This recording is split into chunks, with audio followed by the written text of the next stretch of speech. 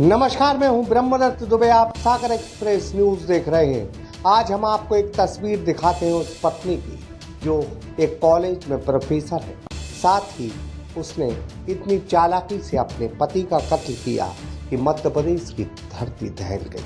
असल में उसने ही ये कंप्लेन पुलिस को दी थी कि मेरे पति कोरोना पॉजिटिव थे और उनकी मौत हो गई। मैं थक गई थी, इसलिए मैंने ये सूचना रात को न देकर सुबह को दी। लेकिन जब पुलिस ने पड़ताल की तो फिर पता चला कि उसी पत्नी ने अपने पति का कत्ल कर दिया था। उसने पहले नींद की गोलियां दी और फिर अपने पति को बड़ी बेदर्दी से करंट लगाकर उसको मार डाला। देखिए इस खास रिपोर्ट में जो मध्य प्रदेश के छतरपुर जिले से आई है और इसने पूरे जिले में फैला दी है सनसनी। खास रिपोर्ट सागर एक्सप्रेस न्यूज के साथ।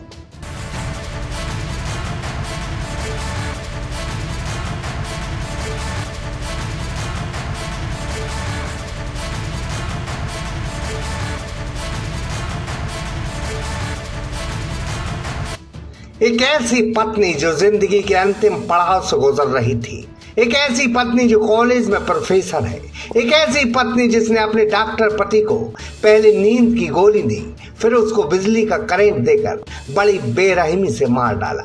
इतना ही नहीं, वो अपने पति के मरे हुए शरीर के साथ रात भर सोती रही और फिर पुलिस को खबर की कि कोरोना के चलते मेरे पति का रात को निधन हो गया।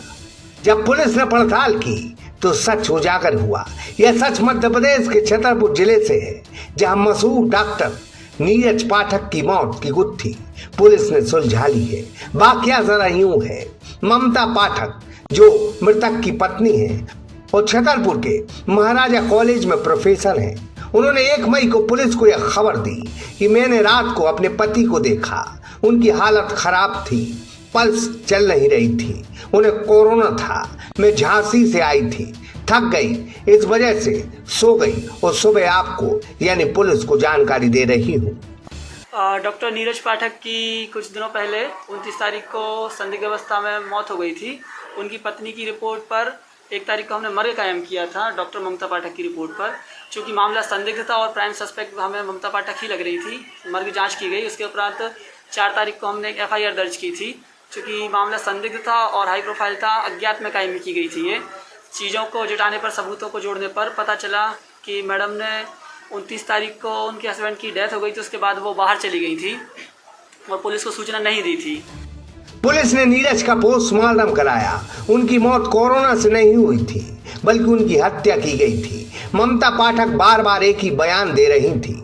मृतक के भाई ने पुलिस को बताया कि ममता ने मेरे भाई को कैद कर उनको बंधक बनाकर मारा है। मेरे भाई ने मुझे मौत से पहले यह जानकारी मोबाइल पर दी थी कि मेरी पत्नी ने मुझे बंधक बनाया है और वह मुझे मारने की कोशिश कर रही है।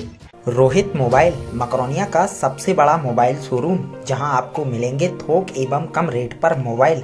तो आधार कार्ड लाएं और 5 मिनट में मोबाइल ले जाएं। हमारा पता है खाद गोदाम के बाजू से मकरोनिया चौराहा सागर। पुलिस को शक हुआ जब उन्होंने ममता से पूछताछ की तो पुलिस के नीचे की जमीन खिसक गई। ममता ने बताया कि उनका अक्सर अपने पति से झगड़ा होता रहता था, उसी से वो आहत थी। हमने पहले उन्हें खाने में नींद की गोलियां दी, फिर उनको करंट देकर उन्हें मौत के घाट उतार दिया। मामला शुरू से ही संदिग्ध प्रतीत हो रहा था और बारीकी से पूछताछ करने पर उन्होंने आज अपने पति की हत्या करना स्वीकार कर लिया है। चूँकि इन पति पत्नी का विवाद बहुत पहले से चल रहा था, इसके बारे में पहले भी पुलिस को शिकायतें होती रहती थी। उन्होंने 29 तारीख को अपने पति को नींद की गोलियाँ खिलाई थी खाने में, जिससे वो गहरी नींद में सो गए थे। उसके बाद उन्हें करंट लगाकर हत्या कर दी थी। वो स्वयं भी यहाँ पर महाराजा कॉलेज में प्रोफेसर हैं और उनके हस्बैंड यहाँ पर डॉक्टर थे। उनका बेटा घर पे ही रहता था उनके साथ, लेकिन वो मानसिक रूप से स्वस्थ नहीं है और उसकी भूमिका नहीं पाई गई इस मामले में। हमारा एक बेटा है जो मानसिक बीमार है, उसी को लेकर हम दोनों में झगड़े होते थे। इस मामले में अब ममता सलाखों के पीछे है। जब पढ़े लिखे लोग ऐसा करने लगे तो फिर क्या करेगी पुलिस और क्या करेगा कानून।